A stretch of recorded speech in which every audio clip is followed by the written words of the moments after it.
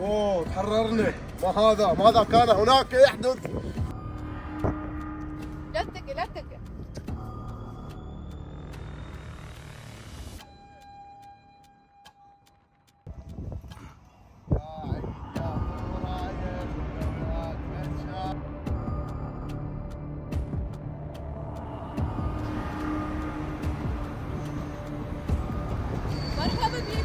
مرحبا بكم حبايبنا. اليوم احنا تاريخ الكرة الأرضية شلون صارت؟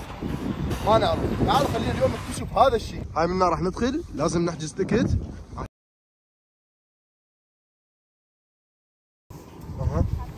وهاي من بطل الخارطة وتعليمات. عندهم خصم مال بيتزا مو وقتها.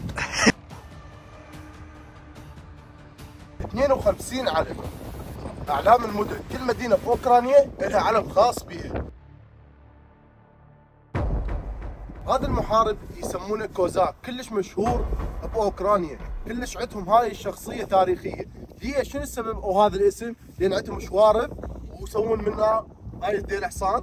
هذا السلاح مالتهم كلش مشهور، اللي يقدر يشيل هذا السلاح معناته هذا شخصية كلش يعني بطل، تمام؟ شلون احنا عندنا مثل سيف الامام علي عليه السلام، الحمزه، غيرهم هاي الاسماء اللي عندنا بالدين اللي معروفه، همين بالنسبه لهم هذا الشخص هيك. جرب تقدر تشيله السلاح، جرب بقوتك شد لها.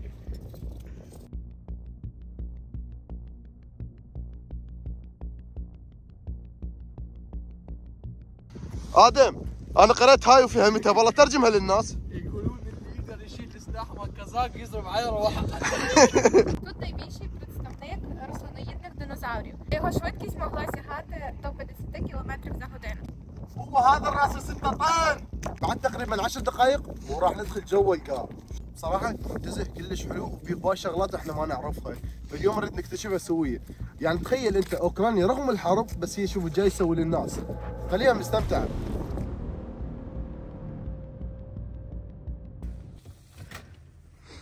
النساء اولا، اخوي ثالثا، وانا رابعا. Стіни і Мегатрон. Також позаду у нас знаходиться сім'я, яка базується на оперативній системі Android. شوف هاي جاي تشرح لنا شنو هاي الروبوتات وش راح يسوون. وادم دا يتغزل بيها بنص الشرح. ادم يسحب بكل مكان. لازم نبوع على عينه.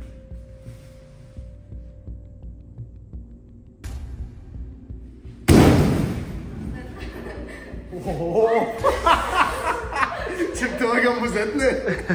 هاي عم طلعت والله قمزتني. صدق لو قالوا دير بالك من النسوان. راح نلعب انا وإيرا من اسرع واحد راح يقدر يطفي ضوء او يمسك الضوء. تعال خلينا نشوف. يلا. Let's go!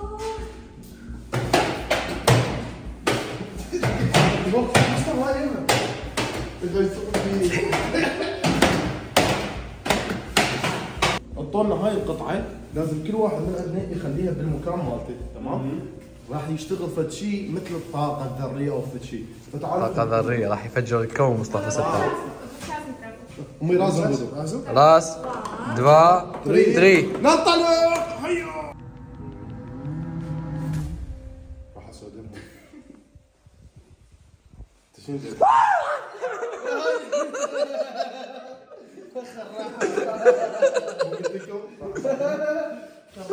هذا اسكت بس اسكت. شوف راح يشتغل، راح تشتغل الموسيقى وكل شيء. خلي المتابعين هم يشوفون. مو من حقك الموسيقى.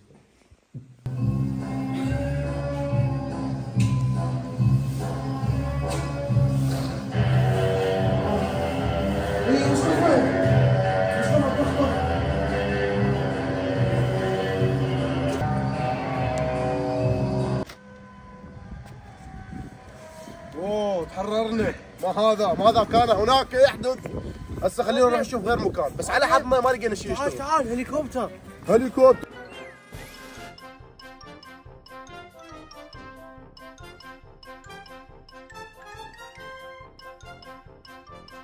هاي الطيارة تقدر تأجرها أنت وأصدقائك. سعر الطيارة $100 فقط، راح تاخذك لمدينة بوكوفيل أو اليارمتشي، المدن السياحية بأوكرانيا. وصراحه انا اشوف سعر 100 دولار كلش حلو ومناسب، يعني ما مبالغ به.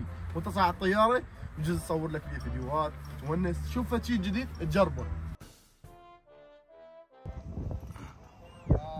يا ابو مرايه خذنا وياك للشام، خذنا وياك للسينما.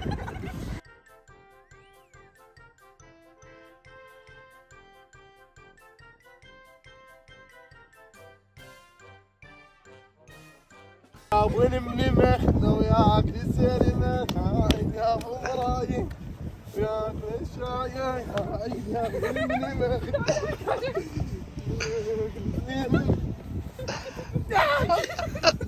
تعال شويه نسترجع ايام الطفوله. يلا ايران صعدي بالسيسو.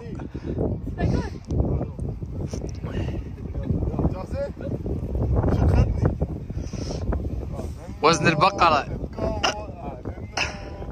هاي البيوت اللي على شكل فقاعات جاي تشوفوها، هاي تقدر تشتريها ب 15000 دولار او تقدر تاجرها تقريبا 500 دولار 400 دولار حسب المكان اللي راح تخليه انت فوق، مثل بالبوكربيل بالياربتشي بالمدن السياحيه. فهذا مشروع استثمار كلش ناجح.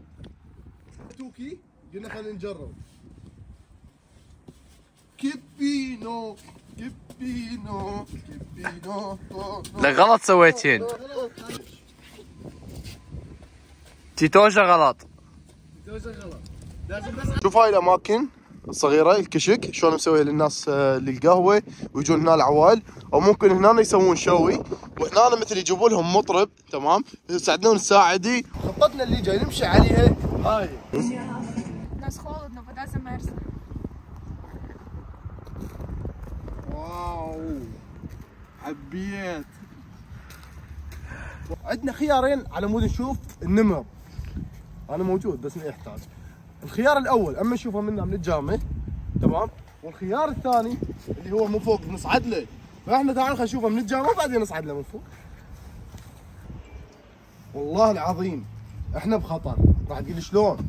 شوف الجامع كل شيء ما فيه مو صحيح؟ تعال شوف هاي الجامع الثاني. والله العظيم هسه يمكن اذا ضربه يمكن توقع كلها تتفلش يطلع لنا الاسد. انت ايش بيك انت ماكو عقل براسك؟ اضربها خي يطلع لنا الاسد. تخيل هسه الجامعه مكسوره بس يلمسها يطلع عنا. طلع. والله طلع. لبسه. يا شو نو.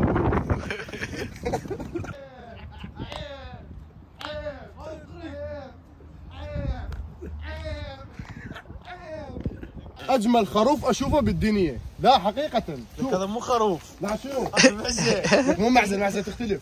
والله مو خروف. يلا هاي معزه وخروف مع بعض. بالتعليقات هاي معزل وخروف.